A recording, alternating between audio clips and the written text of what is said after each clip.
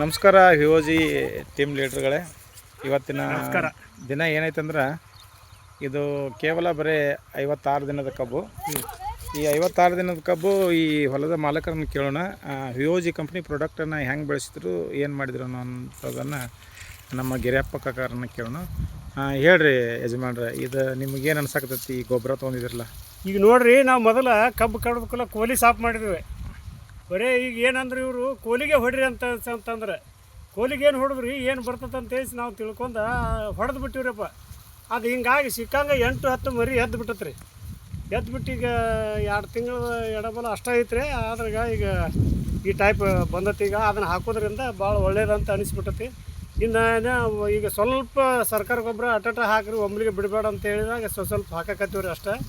ಇನ್ನು ಮುಂದೆ ವರ್ಷ 2 ವರ್ಷಕ್ಕೆ ಸರ್ಕಾರ ಗೊಬ್ಬರನ ಬಿಟ್ಟು ಕ್ಯಾಶ್ ಬರೀ ಇದ್ದಾಗ ಗೊಬ್ಬರನ ನಾವು ಇದನ್ನು ಮಾಡ್ಕೊತ ಹೋಗ್ಬೇಕಂತೇಳಿ ನಮ್ಮ ವಿಚಾರ ಬಂದತ್ರಿ. ಈಗ ಮುಂದೆ ನೋಡ್ರಿ, ಇನ್ನು ಮುಂದೆ ಹೆಂಗೆ ಆಕತ್ತೆ ಅನ್ನೋದು ಅದ್ರ ಮ್ಯಾಗ ಗೊತ್ತಾಕತ್ರೆ. ಆದ್ಮ್ಯಾಗ ಮುಂದೆ ಮತ್ತೆ ಇದನ್ನೇ ಹೆಚ್ಚು ನಾವು ಯೂಸ್ ಮಾಡ್ಕೊತ ಹೋಗ್ಬೇಕಂತೇಳಿ. ಮತ್ತು ಇನ್ನು ಸರ್ಕಾರ ಗೊಬ್ಬರ ಯೂಸ್ ಮಾಡೋದ್ರಿಂದ ನಮಗೆ ಭಯಂಕರ ದುಡ್ಡು ಖರ್ಚು ಆಕಿತ್ತು. ಅದು ಆಗೋದಲ್ಲ ರೀ. ಈಗ ಸ್ವಲ್ಪ ಅರ್ಧಕ್ಕೆ ಹೆಚ್ಚಿಗೆ ಕಡಿಮೆ ಆಕತ್ತನ್ನಲ್ಲ ಈಗ ನಮ್ದು. ಹಿಂಗಾಗಿ ನಮ್ಮ ಇವ್ರು ನದಾಪ ಅವರಂತೂ ಭಾರಿ ನಮಗೆ ಒಟ್ಟು ದಿನ 2 ದಿವ್ಸಕ್ಕೊಮ್ಮೆ ಬಂದು ಕೆಲಸ ನಮಗೆ ಒಟ್ಟು ಡೈರೆಕ್ಷನ್ ಕೊಡಾಕತ್ತಾರ. ಹಿಂಗಾಗಿ ನಮಗೆ ಒಟ್ಟು ಯೋಗ್ಯ ಅನಿಸತ್ರಿ. ಇದನ್ನು ಮಾಡೋದ್ರಿಂದ ಚಲೋ ಆಕತಿ. ಈಗ ನಮ್ಮ ಊರಿಗೆ ಒಂದು 10-12 ಮಂದಿ ಇದನ್ನು ಮಾಡ್ಕೊಂಡವ್ರೆ.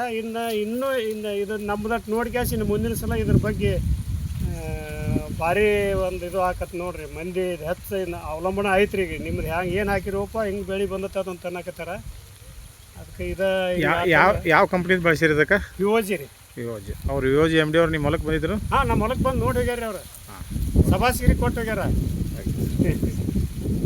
ನೋಡಿ ರೈತ ಬಂದವ್ರಿ, ಇದು 56 ದಿನದ ಕಬ್ಬು ಅಂದ್ರೆ ನೀವು ನಂಬ್ತಿರೋ ಇಲ್ಲ ಗೊತ್ತಿಲ್ಲ. ಬಟ್ ಇದು 2ನೇ ಕುಳೆ, 1ನೇದು ಕಟಾವಾಗಿದೆ. ಆದರೆ 2ನೇ ಕುಳೆಕ್ಕಿಂತ 1ನೇದು ಕಬ್ಬಿಗಿಂತ ಕುಳೆ ಕಬ್ಬ ಚಲೋ ಬಂತಂತೇಳಿ ಅವರು ಒಂದು ಅಭಿಪ್ರಾಯ ವ್ಯಕ್ತಪಡಿಸ್ಯಾರ. ಮತ್ತು ಅವ್ರೇನು ನಾವು ಹೆಂಗೆ ಹೇಳ್ತೀವಲ್ಲ ಹಂಗೆ ಮೇಂಟೈನ್ ಮಾಡಿದ್ದಾರೆ. ಈಗ ಇದಕ್ಕೆ ಭಾಳ ಅಂದ್ರೆ ಒಂದು 5-6 ಸಾವಿರ ರೂಪಾಯ್ದು 2 ಸಲ ಸ್ಪ್ರೇ ಮಾಡಿದ್ದೀವಿ. 3 ಎಕರೆ ಜಮೀನಿನಲ್ಲಿ ಈ ಕಬ್ಬು ಈ ಥರ ರಿಸಲ್ಟ್ ಬಂದಿದೆ. ಈಗ ಎಲ್ಲ ರೈತ ಬಾಂಧವರಿಗೂ ಏನಂದ್ರೆ ಜೈವಿಕ ಗೊಬ್ಬರವನ್ನು ಬಳಸಿ ಭೂಮಿಯನ್ನು ಉಳಿಸಿ ಆದಷ್ಟು ಕೆಮಿಕಲ್ಸ್ ಕಡಿಮೆ ಮಾಡಿ ನಾವೇನು ಬೆಳೆಯನ್ನು ಬೆಳೀತಾ ಇದೆಯಲ್ಲ ವಿಷಮುಕ್ತ ಆಹಾರವನ್ನು ಬೆಳೀರಿ ಅಂಥೇಳಿ, ಭೂಮಿನೂ ಒಳ್ಳೆಯದಾಗಿ ಇಡ್ರಿ ಅಂಥೇಳಿ ನಮ್ಮಲ್ಲಿ ನಾವು ಸಲಹೆಯನ್ನು ಹೇಳ್ತಾ ಇದ್ದೀವಿ.